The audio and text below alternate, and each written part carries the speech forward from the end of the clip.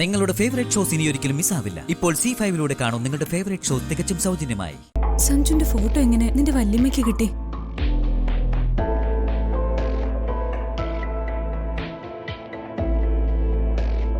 അതെനിക്കറിയില്ല ചേച്ചി. ഫോട്ടോയിൽ കണ്ട ആളിനെ ലച്ചുന് ഓർമ്മയില്ലേ? അതല്ലേ സഞ്ജു ഏട്ടൻ. സഞ്ജയ് പിന്നെ ആരാ? അതും സഞ്ജു ഏട്ടനാ. പിന്നെന്താ നിന്നെ ഇവിടെ കണ്ടിട്ട് സഞ്ജു പരിചയമില്ലാത്ത പോലെ നിന്നത്? അതെനിക്കറിയില്ല. എന്നിവിടെ എത്തിച്ച് സഞ്ജുട്ടൻ പോയി കളഞ്ഞു. ഞാൻ നിന്നിവിടെ കൊണ്ടുവിട്ടിട്ട് പോകുന്നത് നീ കണ്ടോ? ഞാൻ കണ്ണു തുറക്കുമ്പോഴാ വീട്ടിലെത്തിയ വിവരം തന്നെ അറിയുന്നത്.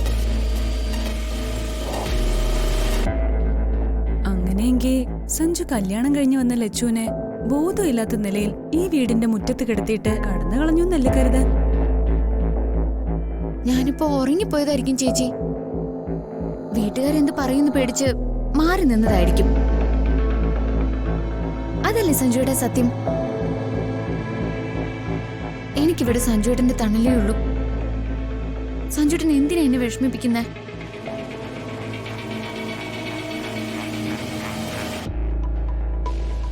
ഇതൊരു വല്ലാത്ത പ്രോബ്ലമാണ് Sanju. I don't know how to solve this issue. നിങ്ങളൊക്കെ പഠിപ്പും അറിവുള്ള വലിയ ആളുകളാ.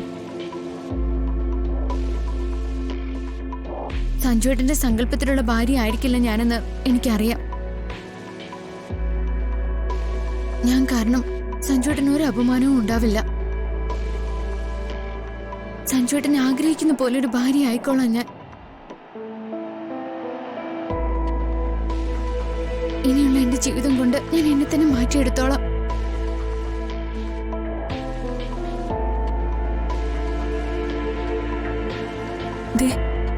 ലച്ചു റൂമിലേക്ക് പൊയ്ക്കോ. ലച്ചുവിന് സങ്കടാവുന്ന ഒന്നും ഇവിടെ ഉണ്ടാവില്ല.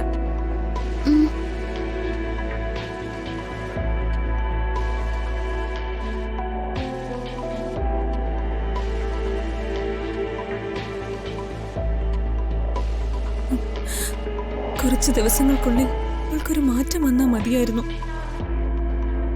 ഒരിക്കലും അമ്മോൻ ഇങ്ങനെയൊന്നും പെരുമാറാനാവില്ലെന്ന് നമുക്കറിയാം.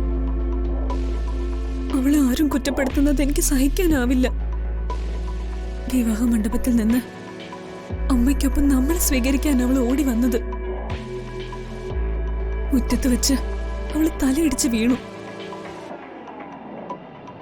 കണ്ണു തുറന്നപ്പോ അത് അവളുടെ കഴുത്തിൽ താലി കെട്ടിയ സഞ്ജയുടെ വീടായി. സഞ്ജയുടെ മുഖം അവള് മറന്നുപോയി.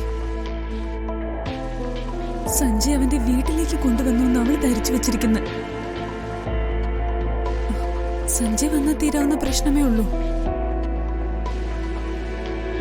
മറന്നുപോയവനെ എങ്ങനെ തിരിച്ചറിയാനാ? നമുക്ക് നോക്കാം. അമ്മ ഈ വീട്ടിലല്ലേ നിൽക്കുന്നേ. സഞ്ജു ടെൻഷൻ ആവാതിരുന്നാ മതി.